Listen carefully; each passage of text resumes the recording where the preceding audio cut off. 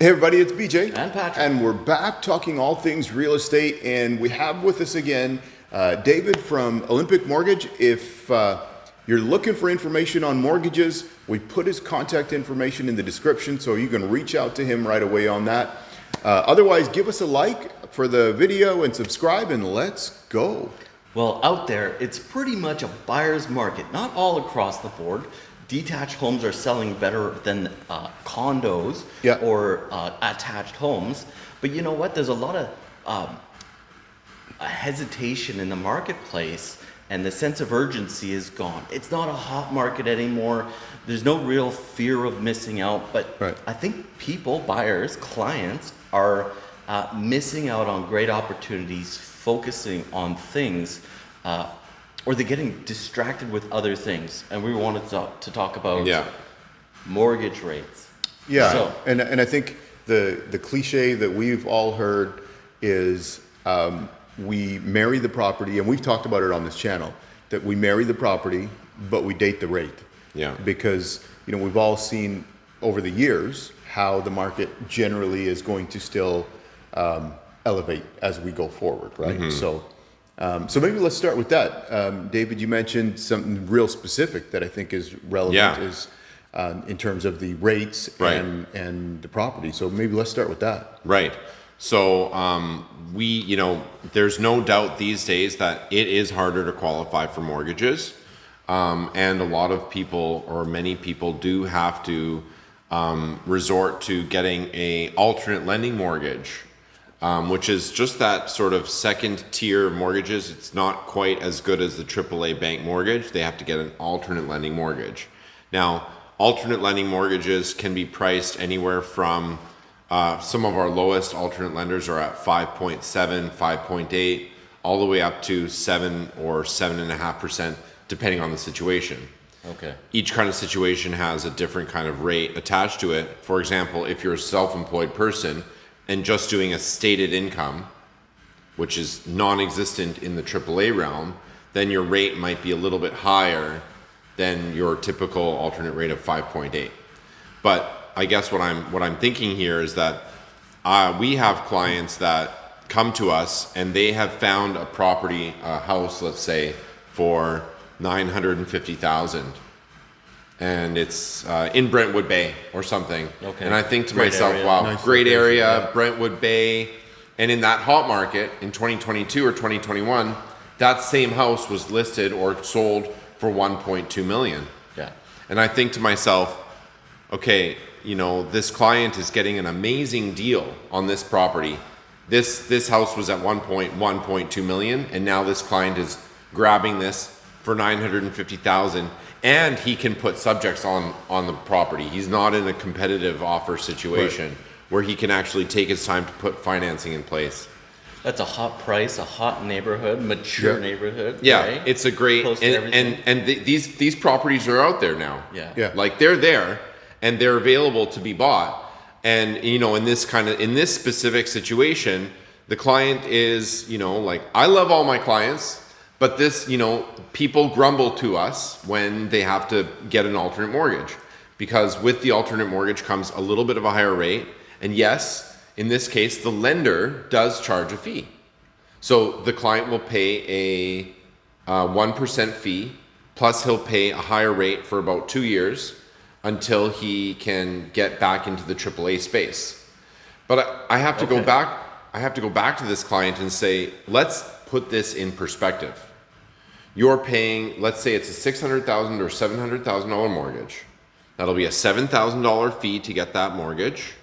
But the client, I have to keep pointing out, Mr. Client, you're saving $250,000 by purchasing now. Versus waiting for the hot market or waiting for rates to come down when you'll requalify.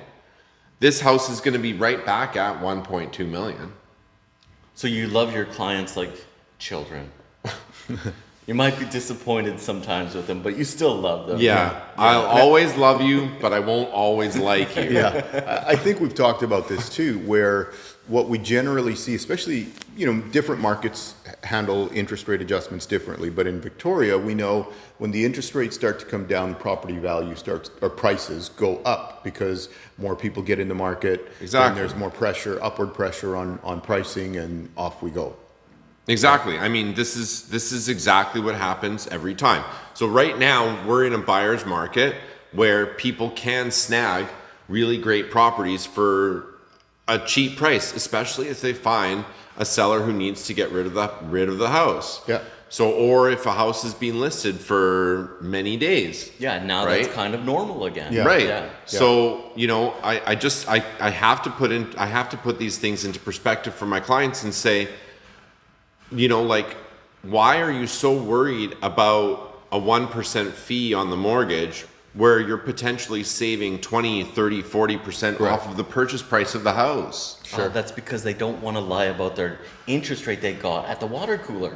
Well, I guess they want to tell everybody they got this amazing interest rate. Yeah, and No, I don't know. It's just like as humans, I guess, like we make these kind of decisions based on emotion. right. Yeah. Right? Not necessarily logical Right. reasons. Yeah, Right. and you know, something interesting to add to that, I have clients who are sellers that have said, you know, we're going to wait until we hit the new year because we think with the interest rates coming down, we are seeing upward pressure on the price. And so we sat down and talked about it, and they said, yeah, we think it's in our best interest because we don't have to move. We think it's in our best interest to wait until we hit, you know, sometime heading into spring because we're seeing as the interest comes up, we're seeing the prices come up as well. So I think you're going to see more of that happening as well as the buyers are coming into the market. And that's what you're talking about telling people now is if you can, and we've said this from the start, if you can make the numbers work, Yeah. then get in the market now because waiting for interest rates to come down to get in the market so you can get a better rate, Right. you're going to end up at a higher price point Right. for the same home Right. with a lot more competition. It's funny that like after start ignoring the interest rate, I feel like a car salesman even bringing this up, like focus on the payments and not the interest rate. Yeah, I mean, That's it. If you can make the payments, you get the house that you want. Who cares what interest rate you yeah, have? you're not renting anymore. Yeah. You're not paying somebody else's mortgage. You're paying your own mortgage, even if it might be at a little bit of a higher rate. I mean, I'm not saying for people to completely ignore the rate. Like we're not selling 20% rates here. We're talking about 1 or 1.5% higher Yeah. than where the AAA banks are at. Right. But you're getting a property. So I just feel like folks have to remember that they have to keep in their mind that also home purchases especially, are long term. You know, you're not going to buy the house for just a year or 2 years. You're not going to just have the mortgage for 1 or 2 years. Right. And as a good mortgage broker, what I do is I say, okay, here's your alternate mortgage right now, but what's our exit strategy going to be? Right. How are we Talk going to about that up front? talk about it right up front so that in 2 years there's no surprises with regards to I can't pay out this alternate lending loan and I'm going to have to renew with them and the rate is still higher and I'm peeved off. Yeah. No, I usually like to sort out people's exit strategy right off the bat. Okay, you're going to have to claim more income on your taxes for the next 2 years. You're going to have to pay off this debt over 2 years. You know, one of your kids is finishing school and going to start working in a job and he's going to co-sign kind of thing. There's lots of different ways. There's lots of different exit strategies. Or in some cases, yeah, you're going to sell the property. Yeah. You know, 2 years between a buyer's market and a seller's market is a long time, as we've seen. You know, 2022 or 2021 buyer's market, Yeah.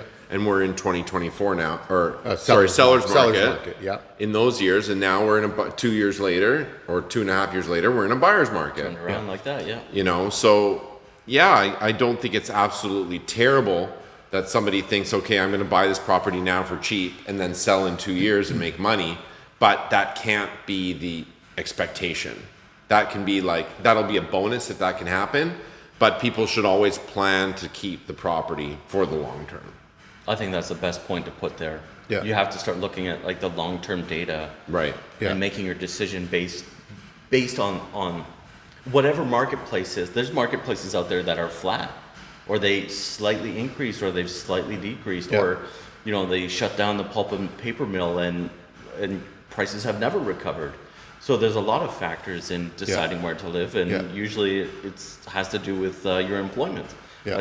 But when it comes to purchasing real estate, look at that local market and see if it's, you know what, this is going to be a little bit of a push on the fear of missing out. Yeah, it could go from a seller's market to a buyer's market, but if you're looking at a 10-year span, like places like Victoria, I don't think we're ever going to lose in the long term. Yeah. No, So- especially here in Victoria and on the island. This is the Hawaii of Canada. Yeah. So we still have all these folks from Ontario and Alberta and all of these winter provinces where people come. They come out here and they say, "Wow, I don't have to shovel my driveway every day or every second day. This is amazing. It's a dream."